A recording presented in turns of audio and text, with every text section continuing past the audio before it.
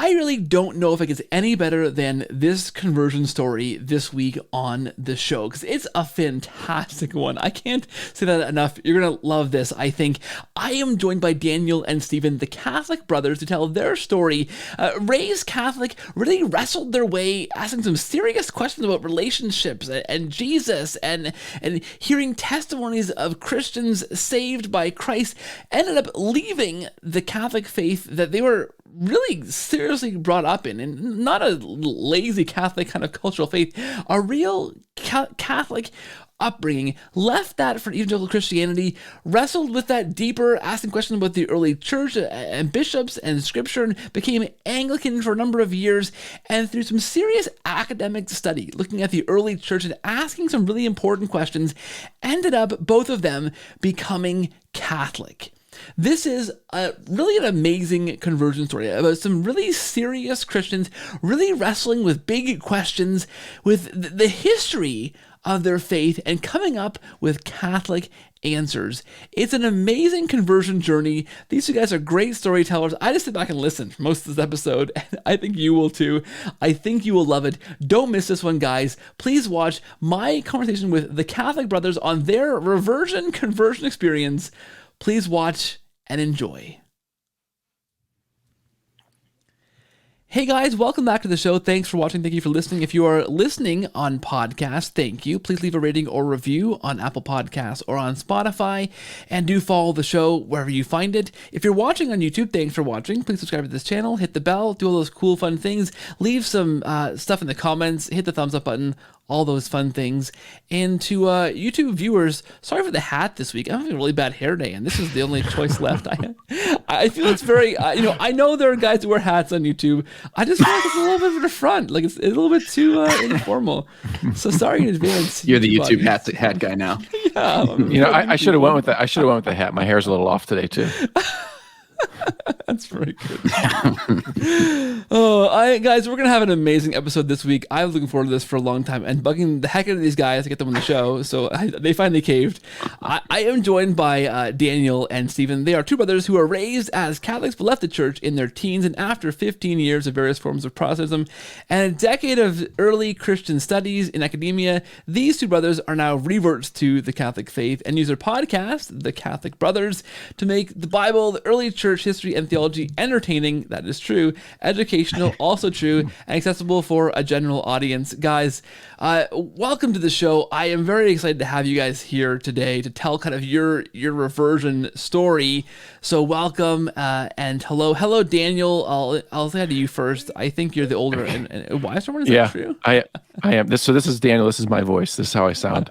Yeah. No, thank you. It's great to be on here. I am the older and wiser brother of the Catholic brothers. That's for sure. and Stephen with much more hair, welcome to the show as well. Yeah, of late. Thank you. No, this is great. It's really an honor to be on here. And for the record, it wasn't that you had to force us into it. It's just literally we're busy, but we're really, really happy to be on here. I am the younger and cuter brother. No comment. Shoot. You know what? It's hard enough to coordinate one schedule with young families and things going on. Never mind two schedules. Well, three for the three of us. But so thanks, guys, for making the time for the show, for our listeners. Yours, I'm sure, is going to be an awesome story to tell, both of you. For one thing, there's two of you, two brothers, to kind of bounce ideas off of. And I'm sure your journey is an interesting one just in that alone. I know a few families who have become Catholic, kind of brothers, several siblings in a row, who those are the juiciest stories. I mean, there's back and forth, there's arguing, there's debates, there's I don't know what you guys, but there's things being thrown, there's it's family, it's family, so it's kind of the gloves are off, right? And there's kind of cool things that can come out in those discussions. And I love when there's two people in a journey like this. I had Dr. John Bergsma and Dr. Michael Dauphiné on the show once to tell kind of their combined journey. Michael was Catholic, kind of his witness to Dr. Bergsma drew him to the faith. And those guys had an awesome story to tell, the two of them. And it's been a while since I've had a twofer, as we call it in Canada, on the show. So guys, I want to know, and listeners want to know, what happened? You were raised Catholic. You left the faith. You had this. You said before, Stephen, this marathon journey back into the Catholic faith. I know from listening to your podcast that you guys are steeped in church history. You guys know your stuff really well. Your perspective on the early church is so refreshing because it's really rich in that historical approach. So you know your stuff. So you're not just too. I'm glad it comes off that way. Yeah, we're good pretenders, huh? Yeah, good pretenders at least. So as it appears, you're not just two guys who kind of stumbled back into the faith or something. You guys intentionally. This is a serious journey. So I'm gonna get a bit out of the way and let you guys unpack this journey. Maybe kind of begin with your upbringing a bit and why you left the faith to begin with, where you went, why you went there, and then we can go back to how you kind of came back. Cool. Sure. Yeah. So, there's another Catholic brother too in this story, but he's not part of the show. So he's really ugly. We call him Quasi. But I bring that up because the irony is that he our older brother was the first to leave the faith, and then Stephen and then myself, and then when we reverted back to the faith, it was the other way. I came back into the church first, and then Stephen was the middle, and then Tim was the last. So it was like a reverse mode kind of irony there. But Stephen was kind of the who really influenced me actually. And kind of brought me along out of the church initially. So thank you, Stephen, for that. Way to go. Hey, you would be on the Cordial Catholic today if it wasn't for me. I'll tell you that much. Yeah, that's right. No, but so we grew up in your normal Catholic family, right? We never went, we never missed church. We were always there on Sundays. Grew up as altar servers. The kind of the whole story was there. But I suppose personally, we never had this connection with the person of Jesus himself. Jesus kind of still felt removed, I guess, in our experience of Catholicism growing up. Partly obviously our fault, but partly perhaps the church's fault, and family members, whatever it may be.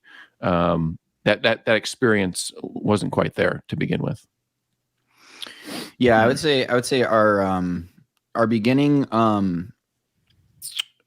So we started in a traditional kind of Polish Catholic context, and this is under the papacy of Pope John Paul II. So it's like popes on the wall in all of our families' homes, no, I mean, we had, I had emotional experiences, and I'm sure, Dan did too. And we were children, we would play crucifixion when we were kids. Like I literally have a picture like over there, of us playing crucifixion, and we were very involved with Holy Week and Lent, and I mean, everything, we did love the beauty of our faith, which is why I was so horribly offended when Tim, our older brother, stepped out of the church originally. I was extremely disgusted by the whole thing,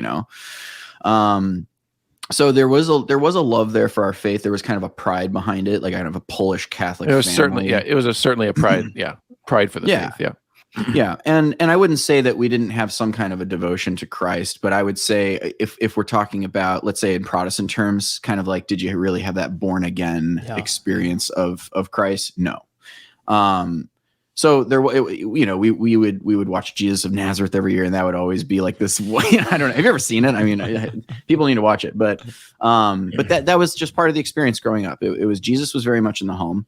And when I got into middle school, and my brother Tim, he started dating a girl who's a kind of a Bible church, evangelicalish kind of background. And, through debate, study, Bible, all that stuff, you stop me if you've heard the story, right? He had a born again experience of Christ that felt like it was leading him out of the Catholic Church at the time. So he went. And so as I was middle school, but I was so hurt by the whole thing. And I remember just being like, this is totally going to just divide our family. Like it's breaking our family apart, So I originally took up my Bible so that I could argue with him, to be honest. And I started in the most logical place. I started in the book of Revelation. Yeah, you really want to argue against somebody, you go to Revelation. And then after that was funny enough with Sirach. But so I just started plugging away, right, going at the Bible. But I started to listen to him as well at the same time. We had nice debates, but we also had really good, deep discussions about God, life, because you're a teen, you're getting into your teenage years, you're coming up on high school. So you're starting to think about all the things of life. And so we would have good discussions. And, but I was starting progressively also to be like, what is with this Mary thing though? Right. Like, why are we worshiping Mary? Like, so Mary was probably where I started. That's sort of the seed that was planted, Fatima, the whole thing. Like, that was when I really started to become very anti-Mary. And then slowly that led me to be more and more and more questioning, like, well, why are we praying to saints? Like, why, like, what do you mean that's his actual body and blood? Like, so. Yeah, but it was also, I would say it was also almost the lingo of evangelicalism was new to me, and I was attracted to it. That's what I'm saying. Like, experientially, yeah, Jesus was in our home and all of that, but to speak of him in an intimate way, and to speak in a way that was like, no, I truly know Jesus, yeah. And I truly have the Holy Spirit. The Holy Spirit is a real being who indwells you. That kind of lingo and language and explanation of my older brother's experience was what really drew me in. It actually wasn't the debates. It wasn't, I didn't go directly to my Bible and try and start fighting things. I just enjoyed listening to Tim tell us how he felt, right, emotionally. Where was he? And I was drawn to that. And so my pride was in the church before, but then I was like, but wait, I want what he has. Mm-hmm. I want what he's experiencing, because I've had the church all my life. I've heard sermons. We went to Catholic schools. We had religious studies, but I've never heard somebody speak about Jesus like that. Yeah, and that immediately drew me to the faith. Yeah, I think the language of being born again was really big for me, because it's sometimes it's really hard to put it into words, right? But why don't you just use Christ's words, right? Like, you must be born again, right? And that made a lot of sense to me. And I think that was actually the phrase that gnawed at me. And also, what's really great about evangelicals is that they tell their testimonies. Yeah. And they come up and they'll even ask you, they say, so what's your testimony? And you're like, if you don't have one, it kind of makes you weirded out. You're like, well, wait a second. Like, these people all have like real stories, like where they were raging sinners, and now they've like literally they're living a completely new life. You'd see like alcoholics, like former alcoholics that were, in these evangelical churches who completely reformed, and are living this kind of life. And you see this enthusiasm for the Bible. They're constantly preaching and teaching and evangelizing. Yeah. So that gnawed at me. And for me, it came to a head in high school when I was at a party and I was not sober. And that's a good time for it. Yeah. But it hit me because I was talking to this Jewish girl. And I started talking to her about Jesus. and there was a moment of she's listening to me, and I was just like, you get what I'm saying? And she like looked at me and she goes, Stephen, aren't you drunk right now? And I literally, that moment changed my life. Like, it really did. Because it hit me. I was like, yeah, like, wait, why am I talking about Jesus right now? Yeah. See, that was part of it. I don't know why it never clicked, but the morality end of it, like being moral, trying to be morally good. We were raised to be good, and we weren't bad kids. We were good kids. But to have it in the forefront of your mind to want to grow in holiness, in purity, in morality, so it's not just the message that evangelicals bring, it's also a life. They do have their testimonies. They do have a change of life that occurs, and that's pressed upon you. And again, it's attractive. It's wow. It seems like they are really living for Jesus, because you can see their life has changed. And so if I'm looking at myself and it has my life hasn't changed, I just kind of grew up Catholic. I've been going to church all my life, and I've kind of been the same Dan I was when I was younger. And so that was a major challenge to myself and obviously to Steve. Yeah. And so then I remember my moment was that I went home and I was crying. I put my Bible on my bed and I was just looking at it, and I was so confused. I felt confused, because I heard so much stuff about like what my dad was saying to Tim, what Tim was saying back to my dad and to me, and I was just so like, I can't take it anymore, and so I just prayed and I said, God, if you want me to follow you and to know what this book means, just please explain it to me. Right. So it was kind of like an opening of the heart, and putting away of pride. I wasn't using this Bible as a sword and a shield and like a weapon anymore. I was actually going to open my heart and listen. And long story short, it gave me this born again, more Protestant experience of God that was very exciting. And I left the Catholic Church. We and Dan shortly thereafter. I don't know if Dan, you want to go into any details on your end of your kind of moment. No, I'm not going into any details.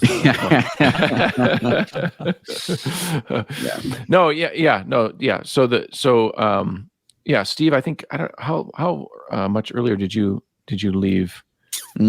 I was so we had this odd situation where we were still going to Catholic Church because we were living at home, and so our, God bless our parents, dealing with teenagers who are who know it all, and they're leaving the faith, and they're as patient as possible. But like we were saying before, there were debates, there were fights, there were arguments, and it got ugly. There was Bible rippings and all those horrible things. My parents were just weren't ready for this kind of onslaught. Us having our Bible in front of us and going, oh, here in Romans chapter 6, blah, blah, I could see it turning that around, how that must have felt to them as well. But yeah, I mean, so, we were still going to Catholic Church. Well, I think for me, for 3 or 4 years still, while not really even being Catholic. Yeah. So it was kind of this personal spirituality that I was in, because I wasn't allowed to go to any other church as long as I was in their house, my parents' house. But there came a time when we decided that together that we were no longer going to go to the Catholic Church. And we went, I don't know what day it was, but it was in 2009. And we went to church with my parents, and then we got up. I didn't even know why we went, Steve, right? Then we got up and we just left. We went to a Bible church. Yeah. We told them the day before that, like, we're not going to go to the Catholic Church anymore. And then that was when they said, you're going to go, and if you're not there and dress tomorrow, you can pack, like, and find a place, to go. So it was a tough love thing, because they had tried the other approach too. So we went, we ended up packing our bags that morning when they went to church. And then we went to live with our brother, Tim, for about 6 months. Yeah. And long story. I mean, our oldest brother actually passed away, which was what kind of caused like the whole breakdown, like, cause we weren't talking to our parents at the time. Nobody was talking to each other. And then my brother passed away. And so then that kind of like brought everybody kind of back together to, say, look, we just need to be together right now. So we moved back in with the parents and stuff, and we kind of came to our own arrangement, that we would be able to go, where we wanted to go and all of that. So I guess that's where we ended up there. Now, during this time, we're sort of, Dan and I even are starting to debate now about what kind of Protestantism, Well, before you get to that, though, what I would say is, and Steve kind of alluded to it earlier, we never closed our minds off. We never said, okay, we're leaving Catholicism and we're going to be evangelical Christians. Those words never crossed. We were always open to where it was going to lead us, and we were always willing to say, we just want to know the truth. Yeah. We want to experience the living God, and we want to know the truth. And so us going to a Bible church at first, we knew it could just be a landing area, right, for now.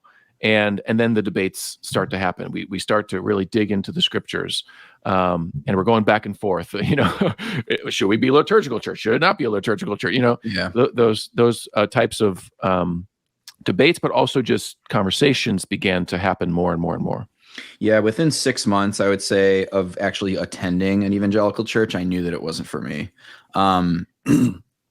It was like the initial thing was great because it was like for the first time you're getting expository preaching, you're bringing your Bible to church, like you're really in there in the Word, and you have fellowship with the believers and all these things.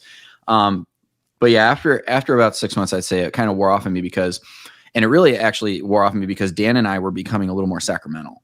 Like we were just through the Bible so at this time we're not even sure about the Trinity as much, but we are sure that baptism is much more than what they're telling us, like just from the pages of Scripture, right? So we were looking at like Church of Christ, like we would attend some Church of Christ things where they really emphasize baptism, all of that. Reformed churches. I was very early on gravitating towards Luther. I just thought, well, look, this has to be rooted in something. Yeah, you did like Luther. You loved. I mean, I like to give him a read because he's so hilarious to read. But you actually, I mean, you really did. I'm serious. You really did latch on to Luther there, and even were attending Lutheran churches. Yeah, because to me, it felt like. To me, it felt like if anyone like successfully reformed the Catholic Church, it would look something still a little bit like the Catholic Church. And I didn't like the whole Luther and Zwingli thing where like the Zwingli, like if it's not in the Scriptures, it's forbidden. Whereas Luther is like, if it's not forbidden by Scriptures explicitly, it's permitted. If it doesn't contradict Scripture, it's permitted. That's why you can have stained glass windows, like that's why you can have, vestments. That's why you can, so Luther just made more sense to me.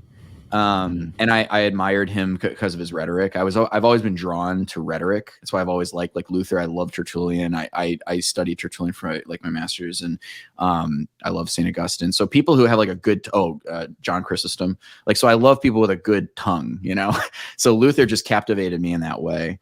So yeah, I was very much like more in the Lutheran camp. So our whole journey is kind of split up into experiencing three different things, right? There's the Bible, there's history, the church fathers, and they're with like, academia thrown in there. And then there's just the experience of the church. So it's like you're kind of interfacing between these three things as you're moving along. And I would say at this point, we're moving beyond the mere Bible and we're starting to really read other voices. So we're reading, like I'm reading Luther, like I said, but we're also starting to be like, well, what's with these early church fathers? At this time, Dan and I are both in college. Dan, you want to take it from there? Yeah. This is about, so 2009, 2010, 2010-ish. That's when I started picking up St. Ignatius of Antioch. And because I was going to be writing my master's thesis on St. Ignatius a little bit, he featured prominently in it. And again, it's, we were reading in Scripture, Romans 6 about baptism, or Corinthians 11, 12, 13 on Eucharist. And it just didn't sound evangelical to us. Mm-hmm. And then when I start to pick up the apostolic fathers, like St. Ignatius of Antioch, now I'm really not seeing evangelical Christianity. I'm seeing a sacramental, liturgical kind of Christianity. And so that really started now to challenge me intellectually, right? Mm-hmm. Because at first, I was drawn to evangelicalism because I wanted that experience of God. I wanted an intimacy with God. I wanted that relationship. But now it was time for me to learn, like go back to the heady part of it and start to relearn and debate with myself. And the church fathers began to take me on that journey. Yeah. Dragging, kicking and screaming at times. And the church fathers come on the heels of, like, we entered into college like interested in history, just Roman civilization, like prehistory, Greek history, the classics. Like we were interested in those things, and so, but we were also Christians, so we started to get really interested in the interface between early Christianity in the Roman Empire. So that's kind of like what we started to really go all in with, and it was fascinating. Him and I would fight, and debate about, like I'd be like, Ignatius is a heretic, and and Dan would be like, well, you can't say that though because he's so we're having like these kinds of debates, and I think it was through that, just writing papers, doing research, that the two of us started to slowly kind of sort of become of one mind. And then, we got accepted into the graduate program at Wheaton College. And at that time, I'm pretty much almost set on becoming Lutheran, until in the master's program, I read Saint Cyprian of Carthage. Well, we both did, but we read on the unity of the Catholic Church, and his argument for the episcopate. To me, it was one of the most convicting things I ever like listened to, and so I was like, okay. I need a bishop, and you gotta whittle it down. Yeah, and that's a short version of the story. It's not like I read it and I was like, I need a bishop now. It was like wrestling with Cyprian, wrestling with what St. Augustine's arguments against the Donatists and all this stuff. I was like, man, I mean, the episcopate seems like something that is just there, like from the beginning, and it seems so central to all of these early church writers. So I started to think, well, I don't want to become Catholic or Orthodox, because that's idolatry. But I need to be Protestant, but I need to have a bishop. So you can probably fill in the blank of where I'm going to end up, right? So I ended up in the Anglican Church. There was a really vibrant, liturgical, but also sort of charismatic Anglican It was charismatic. church. It was certainly charismatic, not sort of charismatic. It was charismatic. Yeah. Charismatic liturgical Anglican church, if you can imagine it. Yes. So I plugged in there. Wasn't really that comfortable with the charismatic stuff. I never really was, even as an evangelical. I never cared for it. Yeah. But I was there for the Eucharist. I was there for the bishop. I was there for, everything else. And then it became really like digging in with Anglicanism. So Dan, shortly thereafter, he found an Anglican church as well out by where he lived in Oak Park. And we started to wrestle with Anglicanism now, like really going deep. And that, to me, like if you're wrestling with Anglican questions, you're either going to settle for kind of a broad church that accepts a lot of different views, and you're gonna put yourself into like that Caroline Divine and like Oxford movement kind of Anglicanism, or you're setting yourself up to become Orthodox or Catholic. You really are, especially given the modern state of the Anglican Church and things going on. It lends itself to considering the historic traditions. So through that experience with Anglicanism, I started to appreciate Catholicism and Orthodoxy as true churches. So what Anglicanism gave to us is called the branch theory, that there is one Holy Catholic and Apostolic Church, but it exists in these kind of three branches. That is the East, the Latin, and the English. That made a lot of sense to me. Yeah. Especially because Anglicanism posits itself as the church of the early fathers. They really do believe that they are the church of the undivided church. So the church of the first 4 or 5 centuries, and that's the best of Anglicans do that. The best of Anglicans say that and want to be that. And then they also have this deep, great intellectual tradition as well, just like Catholicism does. And so Anglicanism was a good time. It was a good read. And as long as you found a good church, it was a comfortable place to be honest. Yeah. And so we moved a little bit south, and I found another, it's called the Reformed Episcopal Church, which is in communion with the Anglican Church in North America, which is where I was before. So I transferred jurisdictions basically to the Reformed Episcopal Church. And this is like, they're praying the Cranmerian, like 1662 prayer book. Like it is, really good 17th century Anglicanism, happening at this place. So I plugged in there. I got really involved. I was licensed as a reader in the Anglican Church, which is a bigger deal than like being a reader, a lector in the Catholic Church. You actually have to vest for this. So I was a licensed reader, became a chalice bearer, and then I did actually get on the path to Holy Order. So I became a postulant for orders. And it was during that time. You would have been rubbish. Yeah.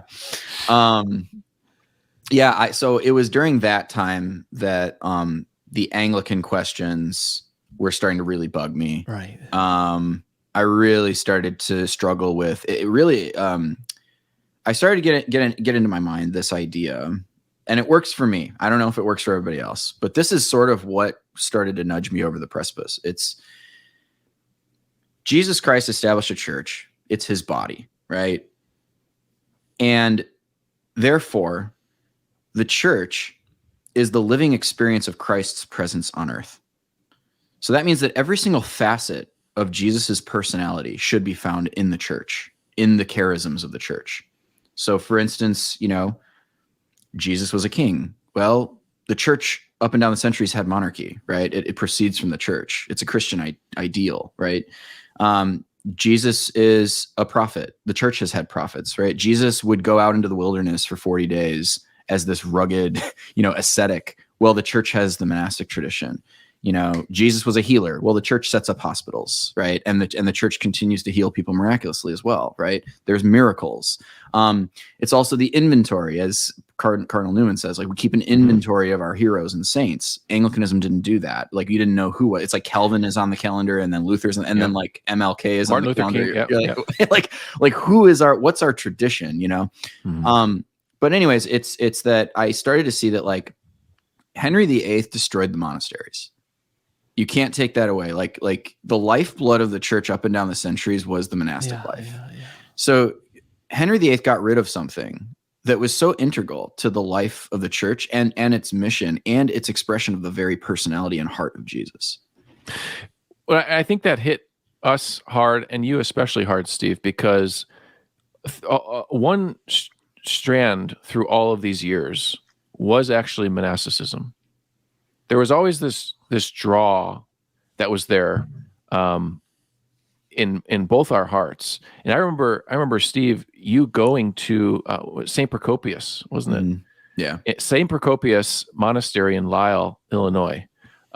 Just randomly going there. Yeah, while I was an Anglican, I would go to daily mass at Procopius Monastery. Because you loved being around the monks. And so I think when you were seeing something so dramatic as getting rid of monasteries within Anglicanism, and Anglicanism since has had trouble reestablishing monasticism in the life of its church, that I think hit home hard. Yeah, it definitely bothered me, and then also just all of the women's ordination stuff and all of that really put me over the edge. Now, of course, that's an argument to not be Anglican. I don't know if it works for everybody. It worked for me, and it's not the only thing, but it's one of the things. So I had before me, and I think, everybody at that point will have to look at Orthodoxy or Roman Catholicism, So my wife is Greek, raised Orthodox. So this was a difficult question. But yeah, maybe how about Dan, why don't you, I've said enough about me. So why don't you go ahead and say where you were then when you were coming out of the Anglican experience? So my Anglican church, it was just more of an evangelical Anglican church. It was in communion with it was the same jurisdiction as Stephen's, but just low church Anglican. And I happened to be very much into who are called the Caroline Divines. So some of the great lowercase c Catholic Anglican theologians of the 16th and 17th centuries. I just love them. People like Jeremy Taylor was tops for me. Richard Hooker, some of these greats, Lancelot Andrews, and I wanted so much that faith that they had, because to me, they did it. You did what you wanted to do. You wanted to reform Catholicism, and there it is. That's what it looks like. Mm-hmm. But it troubled me that church didn't exist. It troubled me that Lancelot Andrews' church doesn't exist, that Jeremy Taylor's church doesn't exist. They were their churches, and their ultimate influence in Anglicanism kind of wanes, and evangelicalism wins out for the most part, pre-Oxford movement and everything. So I knew all along as an Anglican that I would have to confront Newman. I would have to go read John Henry Newman, because here was this prominent, if not the most foremost theologian in the Anglican Church, more evangelical tinge to him. And he leaves and he becomes a cardinal of the Catholic Church, and he writes his own apology as to why he left. So I was like, I'm going to have to pick that up. Right. So I did. And it was there where you're reading Newman and you're like, he lived my life already. Right. He's pointing out all the things about Anglicanism that I'm pointing out right now. Right. And like the inventory, right. He's saying that what is our tradition if we don't have saints, if we can't canonize anybody, who are we? And so I liked, then you look at Catholicism, it's like, there's all the saints down through history. That's who we are. You know, we are who we are in our best people. And all the way up and down history, they're there. And I can look at it, and the measuring rod is there. Yeah. Mm-hmm. Now I know what holiness is and where I have to go to attain it. Mm-hmm. And I have to go to Catholicism to do it. And so you're seeing all these types of things in Newman. I'm literally reading this thing because I had begun writing. I sat down. I decided in late 2017, early 2018 to just sit down and just write. Where am I at in the faith? What questions do I have? I literally listed what doctrines I have concerns with in Catholicism, and I just started writing.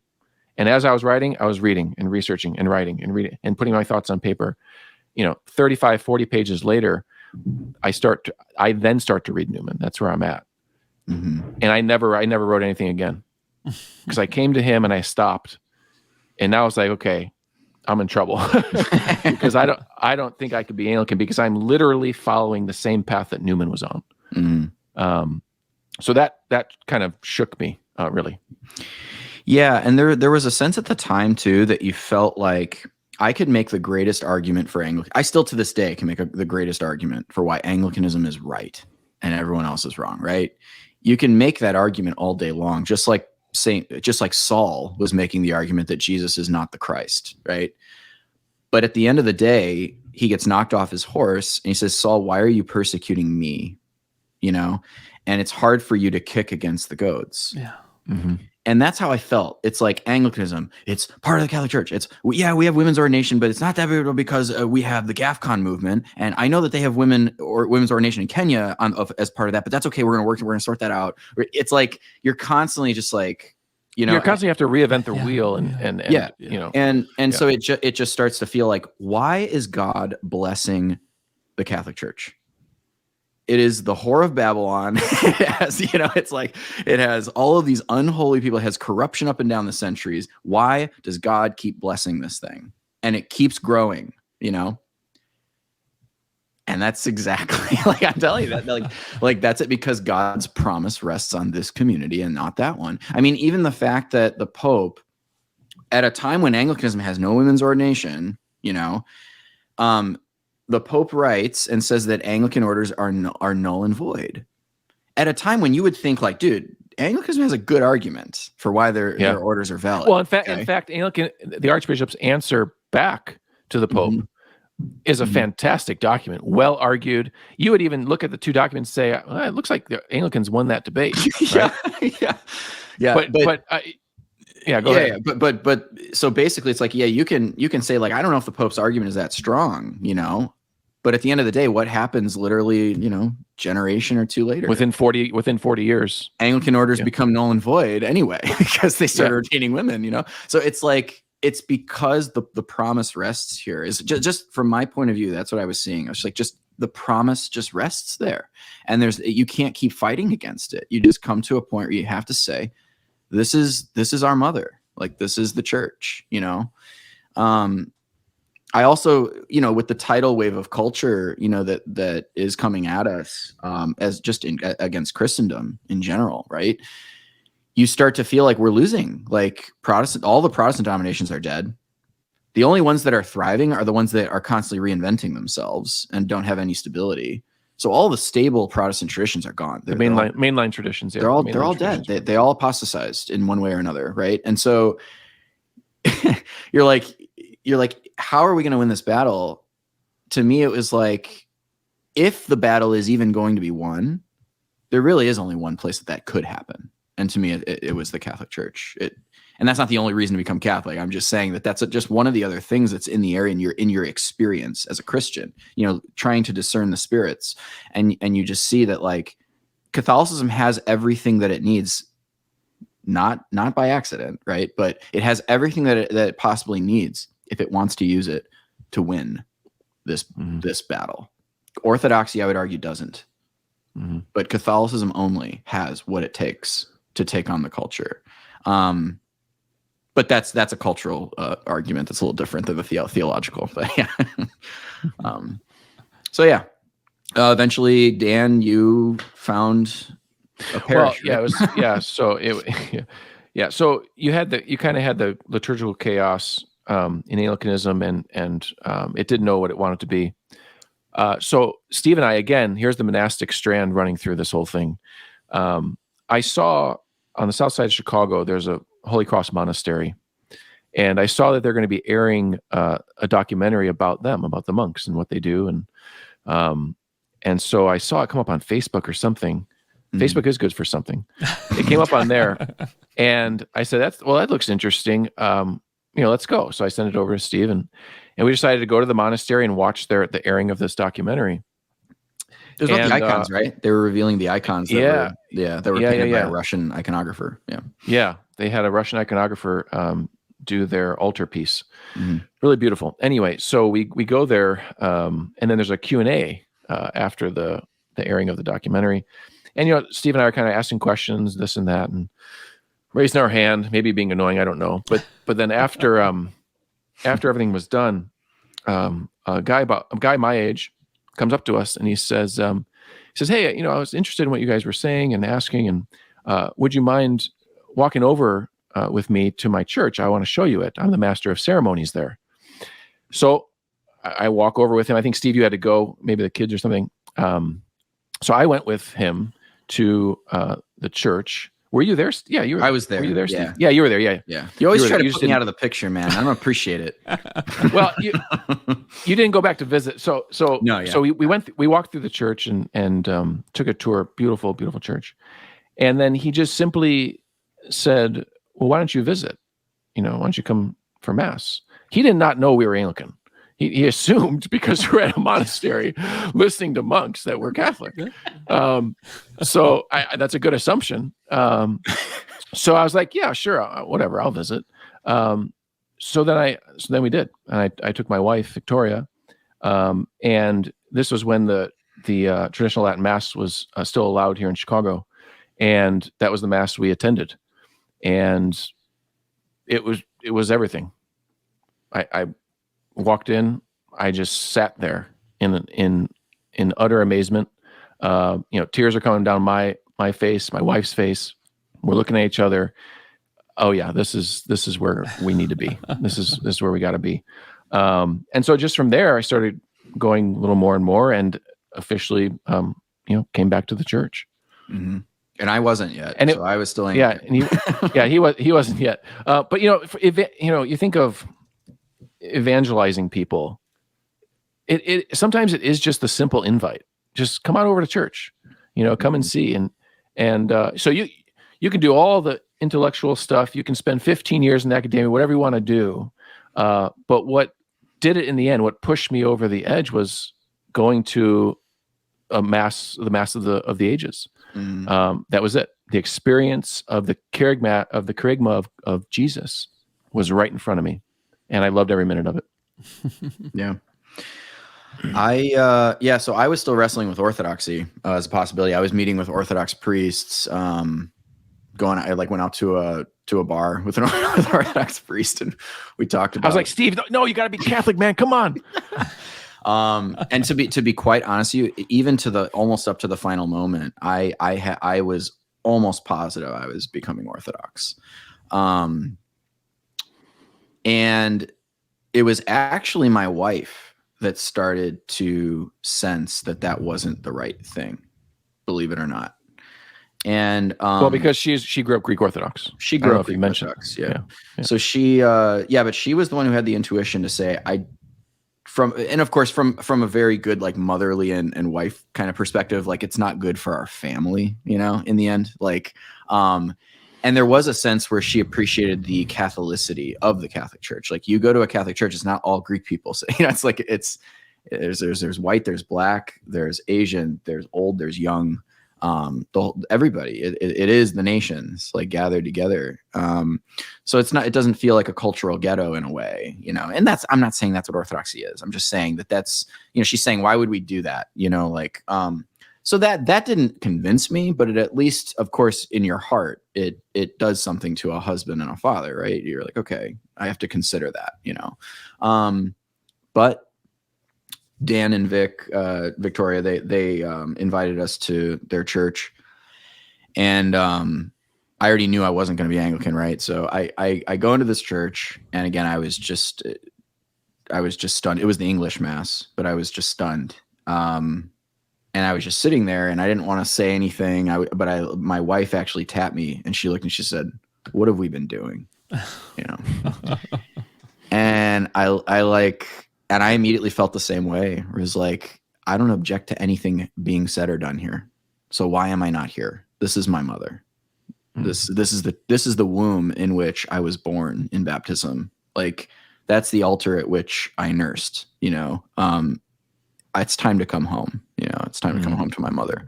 So we got, you know, we had to live as brother and sister for a while, and had to have our, you know, marriage convalidated or whatever. And then and actually what was really amazing was that I was sitting there after our first Holy Communion, and they started to chant a psalm, and I probably should have grabbed it because I kept the paper, but it basically was a part of one of the Psalms where it says that, like, you went away and you were gone, but I brought you back into your land, you know?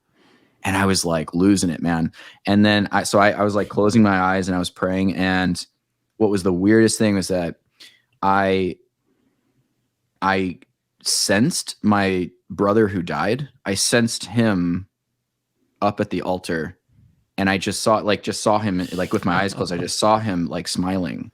And I was like, man, that was just like the most powerful experience, like, coming back in. So I knew it was the right decision. And then shortly thereafter, Dan and I felt like we have something to say. And so then that was when we started to talk about the possibility of a podcast, to really bring Catholics through the story of this church, which is the most amazing story. And not to be like apologetic. Like, I want Protestants and Anglicans and whoever to, even if they are going to stay Protestant and stay Anglican and Orthodox, and if they're going to stay Orthodox, I want them to be a part of that journey, to wrestle with it together. And that's kind of our posture. Because our podcast really is our intellectual journey. We're broadcasting it to people. Like, and so we're going in the first 500 year series that we're doing, we're going century by century, and we're literally showing people how we learned the church and why it led us to be Catholic. And so I think it's good for not just Catholics, but Anglicans and Orthodox, all that, because we bring up all the issues that need to be spoken about. And there's challenging things, and we like to challenge Catholics on it too. We're not just challenging Orthodox or Anglicans, but we challenge Catholics on there, right, to perhaps think a little bit differently about the church, or from a different have this different perspective, and maybe perhaps in the future you won't be caught off guard by certain questions or certain events or whatever it may be. And so in that way, we're, I think, hopefully helping people by just putting our intellectual journey on a podcast, I guess. Yeah. Well, it's fantastic stuff too, guys. I love your approach. It's awesome. There's that's an amazing story. First of all, there's tons of awesome things in there to unpack. I want to touch on a few things, and there's probably many more we could touch on. I love that, like, the bookends of your journey, guys, is kind of leaving the Catholic faith because it was missing almost this relational aspect to it, right? That's kind of what kind of drew you out in the first place, and seeing your brother experience that. But both of you, in your description of, you know, your first kind of mass experience after reading and studying and being Anglican and digging deeper into that and asking questions, both of you described this really kind of relational experience with the Mass, your first, which I think is really amazing because, of course, if we properly understand what the Mass is, that's relational. A fellow Canadian, now in Chicago, so maybe you know him, Father Joshua Caswell at St. John Cantius. I had him on the show. He was an evangelical convert to Catholicism. Actually, his family were an evangelical like missionaries up in northern Canada on First Nations reserves, and the Catholic the Catholic indigenous people there actually evangelized them and converted their whole family to Catholicism. These guys which is an amazing story. It's an incredible story. But he describes celebrating Mass as the most charismatic thing he's done as a charismatic, background, right? Because, and I was thinking, Daniel, in your description of your experience of your wife crying at Mass and experiencing that beauty, like that is the most like charismatic evangelical experience you can have in Christianity, because right, that's Christ coming to meet us in the Eucharist, in his right. Yeah. What gets more charismatic and personal and relational than that, right? I think of all the songs we would sing as evangelicals, but wanting more of Jesus, and these very like kind of transcendent songs about wanting to know God more.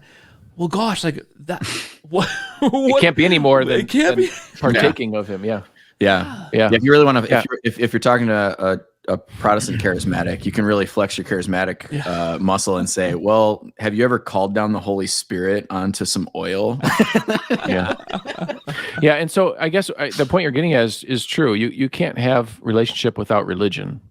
Yeah. You know what I mean? Liturgy brings the relationship, and religion actually isn't a bad buzzword. We learned that religion is the very thing itself. It's likened to like a marriage. You don't have a relationship with your wife. You have a marriage with your wife.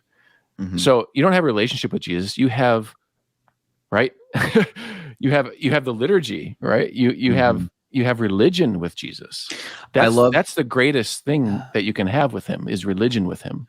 Yes. I loved that, apart from like James himself saying, what true and undefiled religion is, and literally using the term, but I think actually that was quite possibly an influence of Anglicanism too, because there was I can't remember who the writer was, but he wrote, he's an Anglican divine, and he wrote against extempore prayer, in favor of liturgical prayer. And it's like this beautiful argument. Dan, I don't know do you remember who wrote that one? I think it's Jeremy Taylor. Yeah. Okay. Yes. Yeah.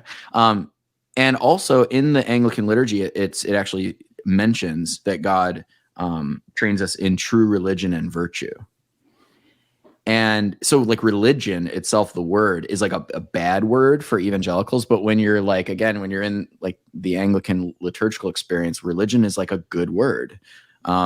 Religion places context within which you have an experience with Christ that is authentic. And Dan and I have actually touched on this in our first 500 year series too, with if you watch our I think we had 3 episodes on John. And the whole point there is that, and then also in our liturgy episode, we're showing that the apostles actually delivered a way of praying and worshiping to the church very intentionally. And the apostle John is the one who really like reveals that what they're doing is perpetuating the apostolic experience of living with Jesus. Like, that's what the Mass is. The Mass is a way for us today to have this charismatic personal experience with Jesus in the same way that the apostles did. All right. So it's like perpetuating apostolic experience, if you will. So yeah, that's true. Like, that's why like sitting in a Mass is like, this is the right parameters within which to have your relationship with Christ. Because if you don't have these parameters, eventually, we've said this before, but eventually you run the risk of making Jesus into the God of your own mind, and you're forgiving yourself of your own sins, and you're telling yourself that like, oh, I feel God telling me I need to move, to California to be this, to take this job, or really is that Jesus or is it just you, right? So you have those things, right, that are happening because again, they Protestantism by and large has removed the proper cultic context for placing your experience of Jesus within it. Yeah. You mentioned, Stephen, the draw of that, the testimony of the evangelical experience, like that, or that kind of that was so fascinating to you, and the idea that you can see these changed lives. And of course, as a Catholic, you're baptized as a baby, so you can't remember that conversion that you had because you didn't have it in that same way. And there's this kind of power loss and that lack of testimony that you have. There is that draw to that kind of that much more personal kind of experience of the faith. And I love that this is. It's kind of funny. I don't know, not for you if you can laugh about it, but a lot of things that drew you out of the Catholic faith are the things that so many Protestants, the misconceptions they have about Catholicism, right? Mary, the saints, like the things that drew you out were like, yeah, we've heard this before so many times from Protestants who had those misconceptions about Catholicism, and of course you begin to read and study about the Catholic faith and the ancient Christian faith, and you see these things are all throughout history. Those things drew you out, which I think is kind of funny. Why do you think you didn't know answers to those kinds of things? Like, where do you think it, or maybe the question better would be, how can we make sure that as Catholics we have those answers to those really common things? Well, we bought into, very early on, we bought into the paradigm that with Constantine, there was this grand revolution that took place in the church. Yeah. And that's what you're told initially as a Protestant. And then they'll teach you the Bible. And so you're like, well, yeah, why wouldn't I want to just be a Bible Christian? I want to be the closest I can be to the apostles and the closest I can be to Jesus, and that's the Bible. So we didn't have to care about the early church, right? Until we saw that there was no broken line. All right. Mm-hmm. And there was no revolution in the 2nd century. There was no revolution in the 3rd, not the 4th, not the 5th. Wait a minute, what's happening here? Why? Where's the big shift that's supposed to be there? So we, I don't want to say we're sold a bag of goods, but that's in the popular, I guess, Protestant mind, is that the church veered off. Even very early it veered off. Okay. But if we start digging in, we don't see a veer. Where's the veer? Okay. Then now you have to question everything. Yeah. And I just a quick note here too, and I know Dan agrees with me on this, is that studying the first 5 centuries of the church, studying the first 5 centuries of the church is not going to be a slam dunk argument for being Roman Catholic. Okay. Right. Like that's not what's going to happen. At the very least, what it does is it brings you to the precipice of having to choose between Orthodoxy and Catholicism. That's what I would say. So you have to go a little bit deeper and a little bit further if you really want to, if you want to get Roman Catholicism to win by this much, okay? Like it is important to make that point. But I think the reason why, for me, I was easily convinced is just ignorance. And I'll tell you what, and I'll tell you, dude, but I'll tell you what, even for my age, I knew more about my faith than the average Catholic my age already, just because of my formation. My parents were very good about helping us understand that, like, okay, what is Pentecost? What is, Lent? What is Easter? Like, we knew what happened at those times and events and everything. Like we had a context, right? But even that, like even knowing that much, I still was so ignorant of the Bible. So to have somebody come and say, well, what do you say to that? I mean, proof texting is proof texting is extremely powerful. Like when you have Jesus saying, like, beware of the tradition of these people. It's the traditions of men. They lengthen their garments, they put up their phylacteries, and they make long prayers in the public places. You see the publican, Lord have mercy on me. You see this, Pharisee saying, I'm so glad I'm not like this guy. And it just starts to feel like, boy, that sounds like a bunch of Catholics, So proof texting is a very powerful thing for somebody who doesn't know the Bible. And the vast majority of people don't have time to know the Bible that well, right? So it's very easy in that sense. The other thing I would say that is very detrimental to all Catholics, 2 things. Number 1, we have a crisis of conversion in the church. We have a bunch of people who are culturally Catholic, who go to Mass, say the prayers to the gods, and go home, instead of truly having this evangelical experience of Christ and having this heartfelt conversion to him. Now, again, now that we're Catholic, it's not going to be a St. Paul. It doesn't always have to be a St. Paul moment. Exactly. Right. Exactly. But the progression does need to be, be there. Yeah. So we have a largely unconverted state of the church especially in the last 2 or 3 generations. And that's where the crisis starts. Because you can teach people the faith and catechize them all you want, but it's just information. it's the moment that you're converted and you're in Christ that you want to know it, and you can't stop wanting to know it. That's why Jesus says to the woman at the well, it'll become inside of you a well of living water that will spring up to eternal life. You won't be able to contain it. So what does she do? She runs out and she says, come see this dude who told me everything I've ever done, you know? So this is what the Spirit of God does if you open your heart to him. So what we need to be preaching in the church today is not catechesis. We need to be preaching the gospel. Like we need our people to know the gospel of Christ, what it means that he died for us, you know? So there's that. And then the other thing is that there is a very severe lack in the Roman church today of spiritual fatherhood, of actually having very holy, good, humble, gentle priests. And we happen to have one, so we're lucky. But there are so few of them, you know, and couple that with some of the silly things that happens with the mass and stuff. You know, it's very, you put all the recipe, you put all the ingredients into the pot and you wonder why it doesn't taste good when you're done, you know, but like, that's kind of where, you know, that's where you're at. And that's where I was. And so I left that Catholicism. Yeah. And I'll tell you what, I'd leave it again. Right. Like, I don't want anything to do with that kind of Catholicism. Yeah. I want Catholicism, the real thing. And I remember one time we were talking to Tim, our older brother. This is funny. So there was one time we're sitting there and we're talking to him. He's still trying to figure out this whole thing. He doesn't know, you know, but he said, I'll tell you what though, Steve, if I became Catholic, I would become Shiite Catholic. I would be like, you know, he's like, I'd be like, you know, incense everywhere, Latin mass. I'm taking the whole bite if I'm going to become Catholic. I'm not going to become Catholic light, you know? Yeah. And I was 100% on board then. Dan, I know you feel the exact same way. Like, we were both like, yeah, I'm not becoming cheap Catholic. I'm becoming Catholic, you know, like all in. So yeah, that's what I gravitate towards even now as a Roman Catholic. I try to find the parishes where that is happening. The fullness of the faith. Yeah. You know, supporting the fullness of the faith is very important for any Catholic to do. Yeah. One thing you mentioned before too, Dan, is what in your deconversion, your time in Protestantism, was that you weren't seeing that kind of discipleship in the Catholic faith. You were the same Dan. You mentioned going to mass every single day your whole life, whereas you saw these evangelical Christians say, you know, striving for more, you know, actually, and that was like, you know, as evangelical, that for us was the whole point and purpose, the large point and purpose of like a worship service, right? It was the sermon. It was the time to dig in and learn how to become more like Jesus, and then go out and do that. Like, that was the focus of our Sunday mornings, right?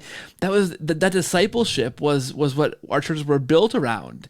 You know, small groups, mentoring, like spurring on one another towards being better Christians. And there was growth and testimonies and actual like witnessed faith. Whereas so often, even still now, right? And you mentioned this just a second ago, Stephen, that there is that lack of conversion. People are just going through the motions. They're culturally Catholic, but not actually converted day after day to be in Christ and be growing, and that's a crisis. Like, that's why people are leaving the Catholic faith and become evangelical and go, oh, I'm an ex-Catholic. I was Catholic, but didn't know Jesus, and now I know Jesus, and I'm a real Christian, and I have this, right? There is a, if we can work to convert people to understand, and to know what's going on in the Mass, to experience the Christ in the Eucharist, to really begin to, to hear that being, Well, there's a sense too. I agree with you. Wholeheartedly. There's a sense too in which it's like Christianity is a solution to a problem. Like, Christianity is God's solution to a problem. So if you go through your time in the Catholic Church and you never hear what the problem is, right? Then what is Christianity, right? So we don't hear about what the problem is, but the evangelicals were telling us what it is. It's you. Yeah. Like, you're a sinner. You need to know that, because otherwise, until you realize that, Christianity ain't going to make any sense. So we have a church that has shied away from telling us that we're sinners and reminding us of our true nature. Why do you think the confessional box is so empty all the time? Yeah. Like, if we really understood the gravity of our situation, we would be rushing to the confessional, the sacraments would be our safe haven. We would yearn for it, thirst for it, for that holiness from Christ that can only come from Christ. So, we weren't getting that. It's just that simple, you know. Even we mentioned in another episode one time where we kind of told a similar story where Dan had mentioned that, you know, our priest growing up, I was a kid. I don't know. I'm not going to judge the guy or whatever, but I know he was having a lot of like problems. Like he struggled with alcoholism and things like that. So that was kind of like what our priest experience was too, you know, like, so yearning for holiness wasn't really like, you know, there and kind of having that kind of preaching that says, you know, you're a sinner from a person who's striving to be holy, you know, seeing that example of a father who's striving to be holy and telling you that you're a sinner and you need Christ. We need that, you know, young men need that. Yeah. Young men especially need that. Yeah. One of the things you mentioned, Stephen, in your experience of beginning to look at Anglicanism was the idea of the monoepiscopate or the monoepiscopate. I've heard it said both ways. I'm not sure which is correct, but the idea that the early church wasn't these disparate kind of groups of believers, but there was an authority structure that looks very Catholic that was established very, very early on. And this for me was an experience, you know, when I began to read the Church Fathers, I got the $4 Ante-Nicene collection off Amazon. Nice. For my Kindle, and I couldn't believe what $4 got me. It was this trillions of pages. That was just the Ante-Nicene Fathers. And I began to just read it, and I went, wait a second, like, where is my bishop? Why don't I have one anymore? And how can somebody so early on say you need to cleave to your bishop and that's where you'll find the church? I kind of went, what the? This is a family podcast, but you know, I was awestruck to read that, and then the logic becomes, well, where did my bishop go? Why did that system stop being that system? Mm-hmm. You know, you became Anglican to solve that kind of problem, but then realized that that's not really tenable. Mm-hmm. I mean, that's important, mm-hmm. right? Mm-hmm. If this thing existed in the early church, this system that we can see, it looks like Christ and the apostles established from a very early time frame. Never mind other things like the Eucharist and the Mass and baptism and these things. You know, this is pretty central. Where did it go, and why did it go away? Well, that's one of the great shockers when somebody goes to the Church Fathers, actually, is to see. So when you're in Protestantism, they'll talk a lot about the spiritual church, right? You don't really know who's really in the church. You don't know what the church is. The fleshliness and the tangibleness of the church, according to the Church Fathers, is a shock to you. Yeah. And it is quite unique for the history of any religion to be that structured that early and to be that in communication with one another that early. Yeah. I mean, Christianity started a whole new genre of letter writing and martyrologies, and all of this is being shared across the empire, right? Mm-hmm. No other religion is doing that in the ancient world. It is only Christianity. It's unique to Christianity. Mm-hmm. So the tangibleness, the connectiveness of the early church is a shocker if you're first coming to it. Yeah. And I think that the question of the bishop also ties to the cult, like the cult of the church. I always come back to the cult. It's something that like it preoccupies my thinking completely. And I'll just confess that maybe even to a fault. I probably have people out there who are Protestants who listen to us who just can't stand me because I keep bringing it up. But Jesus is the high priest of a cult that he established with his apostles, who then delivered that cult to the early Christians, who then perpetuated it and built upon it, as St. Paul said that they would, right? Protestant Christianity, one of the great signifiers that they implemented a new cult, a 16th century cult, is removing bishops. Priests. Because for the early church, it's you. Yes, exactly. Like Cyprian calls him the high priest, you know. You remove the priests. So why did Christianity have priests all this time, but all of a sudden in the 16th century, you realize that, oh, wait, presbyter means old man. You know, taking, you know, that's the worst etymology in the world, by the way. I mean, taking a word at its literal sense instead of the meaning that people are ascribing to it when they use it. But yeah, you supplanted Jesus's cult. Putting it in those terms is terrifying. Yeah. Well, because it has ramifications for culture. Yes, and you look back, when did Christendom break down? Well, it started breaking down with the Reformation, because you broke the cult, you broke the priesthood, and when the priesthood is the lifeblood of culture, and when you break the priesthood, culture is going to follow after it. And this is where we are. What are we now? Postmodern, or I don't know where we are. We're in no man's land, man. But that's why we're in no man's land, because the priests were taken away. Yeah. It's the slippery slope of like, once you take away the priesthood, you actually, what you do is you threaten the identity of what it means to be a man, what it means to be a woman. Because then the question is like, well, why can't females be priests? Like, if priests are basically just like glorified like rabbis, like just teachers, well, women can teach. Why not? Right? Like, so that's why we have this controversy, right? And so then you're on the slippery slope of, well, why can't a woman be a husband and a man be a wife? Why can't, a man be a woman be a man? I really would argue that we are at the very bottom. I would say we're even in the valley that started all the way up at the top of the slope at the Protestant Reformation. That this is just where it leads, because you dared to exalt yourself over the Melchizedekian high priest himself. That this is his cult, and these are his priests, and you have no right to change the cult in such a dramatic fashion because it's not ours, right? So yeah, I think that's one thing that I keep coming back to with Protestantism even today, is just saying, like, they keep saying that we have the tradition of men, and yet I can't think of a single man to point to that is the originator of our tradition except the apostles and Christ himself.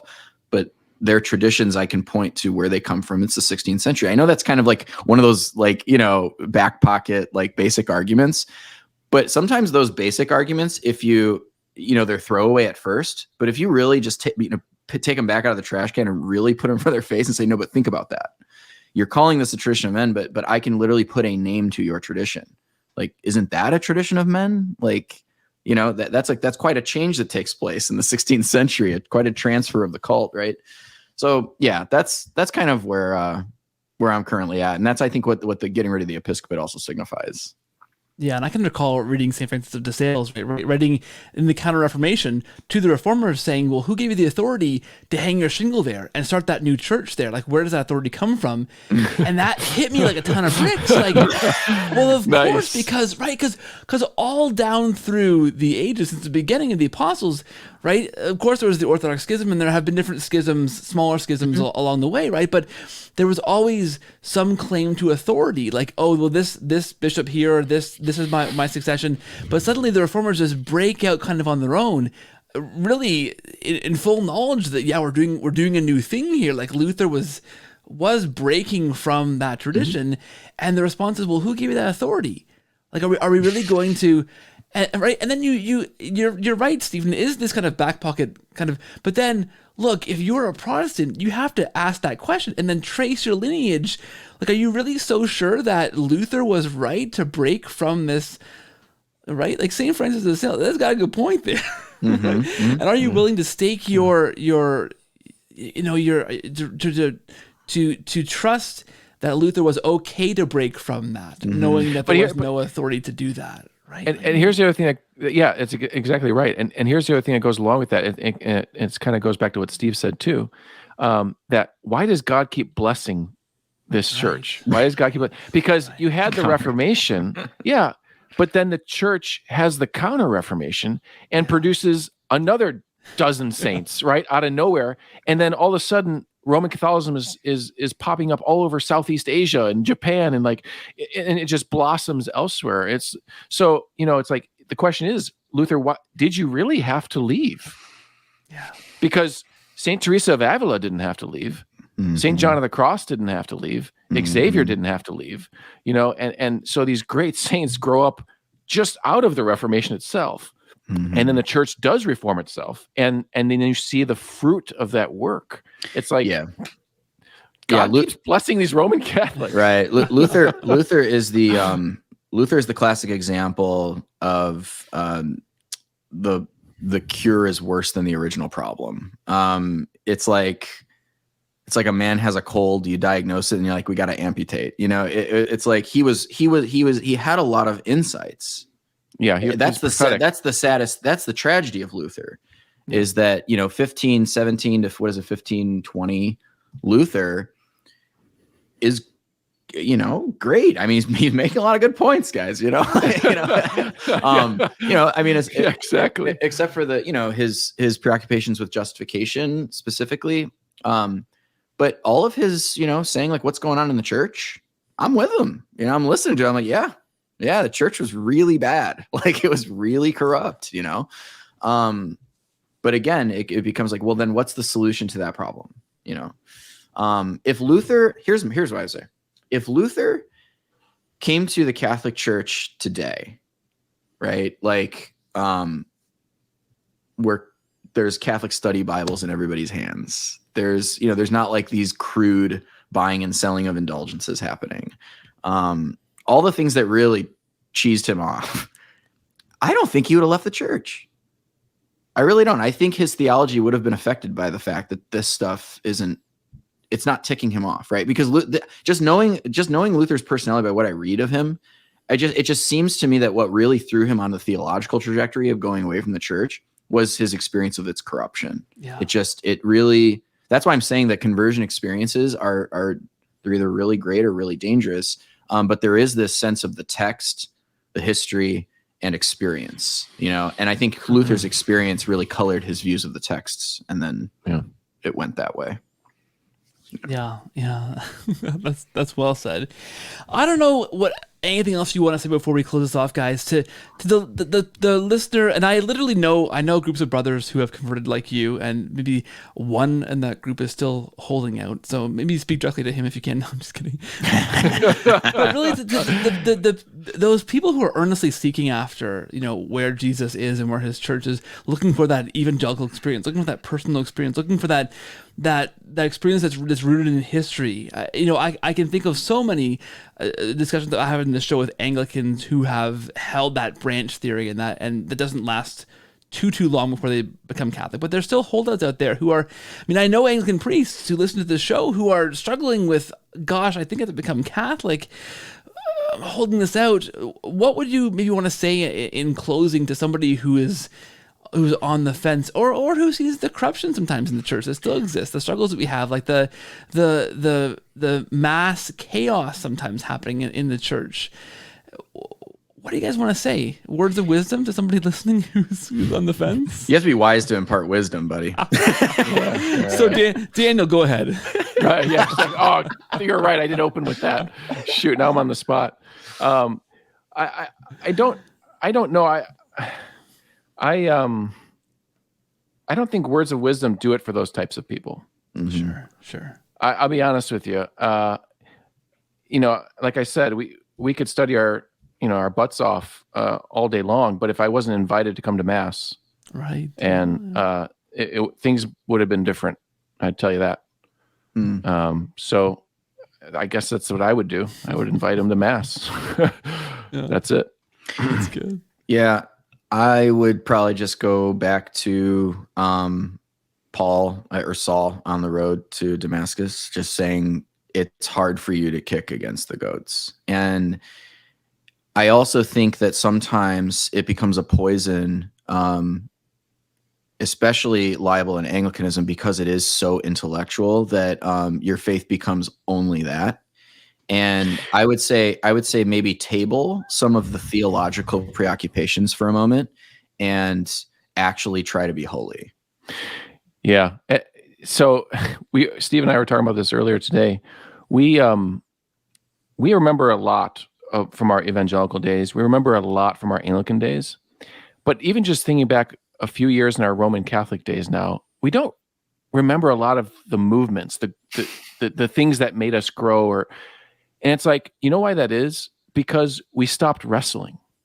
We stopped having to struggle for our faith because we know the church is there for us to catch us.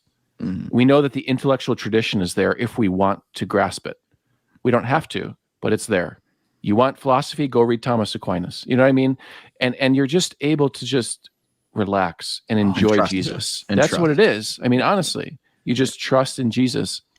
And that to us, I'm telling you, the weight is gone. We lived in a constant state of debate when we were Protestants. Constant.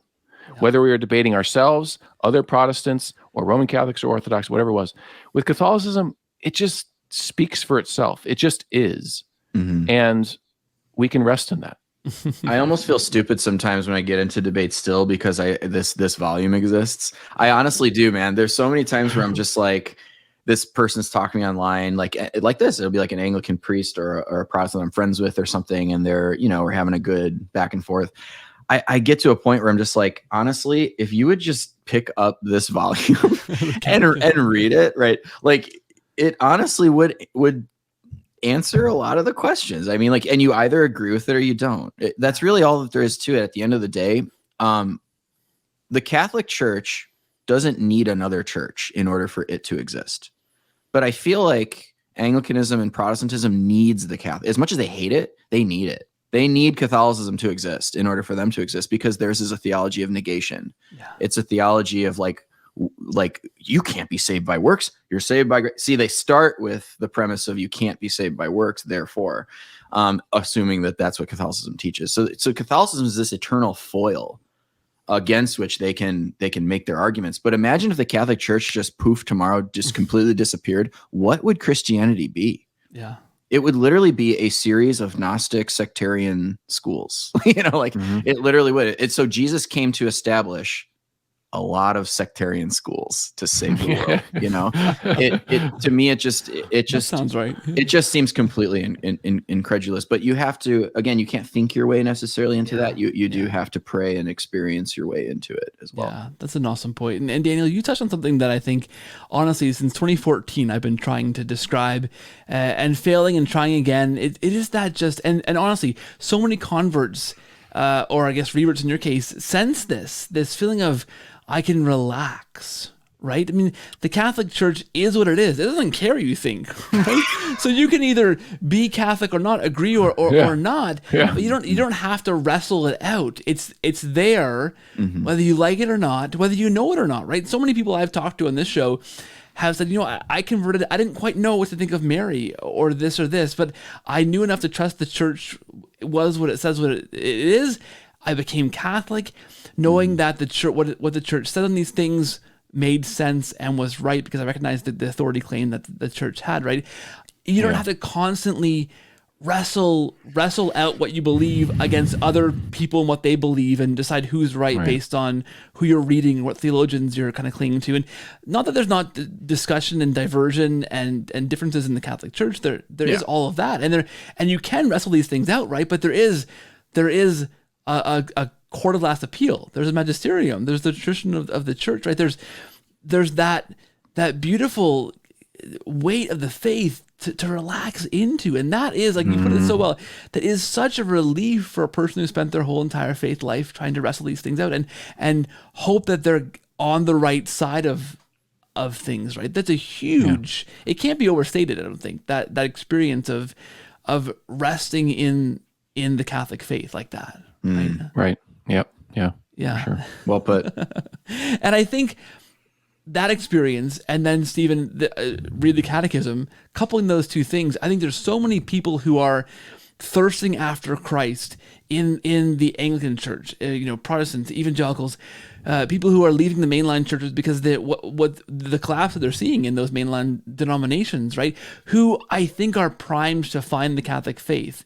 Right, the rigor of the Catechism, right, the beauty of the logic of the faith, or how it all fits together in one kind of seamless whole, right, and that done with the wrestling bit, like and there's this great movie called The Bells of St. Mary's, and in that movie there's this moment where this young girl who has like a broken family and stuff, she just can't take it anymore, and she goes to one of the sisters and she says, I want to be a nun. I just want to be a nun like you. And she says, you don't become a nun because you've lost something. You become a nun because you've found something, right? You don't become a nun because you're running away, I would say the same thing here, though, too. Like, be careful for the Protestant who sees the stink, I guess, in his own denomination and sees the Catholic Church as the shining city on a hill that he's going to jump into because he's running away from something. Yeah.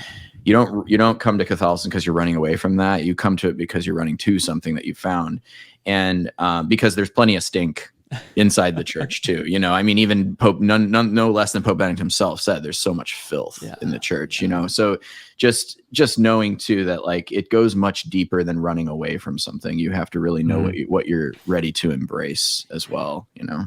Yeah, that's well said, guys. That's well said. Well, you know what? This has been awesome. This was as I expected and hoped it would be, a fantastic conversation, guys. We did it. We did it. Yes.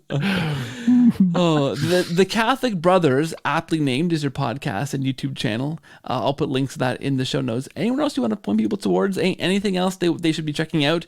You guys are doing, or places you guys have been or will be? I don't know. Yeah, no, soon we are actually in the mode of setting up our website, and there's going to be some posting there. We're going to have opportunity for subscription for some more exclusive content and all of that. But for now, yeah, just so stay tuned for that. But for now, you know, just our YouTube and wherever you get your podcasts, the Catholic Brothers.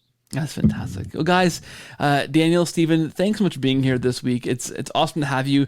I want to say God bless the work you guys are doing for the church. It's phenomenal stuff. It's an awesome perspective. It's very fresh, refreshing. It's deep. I love it. I hope that listeners will find it and devour it as well. And God bless you guys. And thanks for this. This was a riot. Thank you. Thanks God bless you. Thank you. Thank you so much.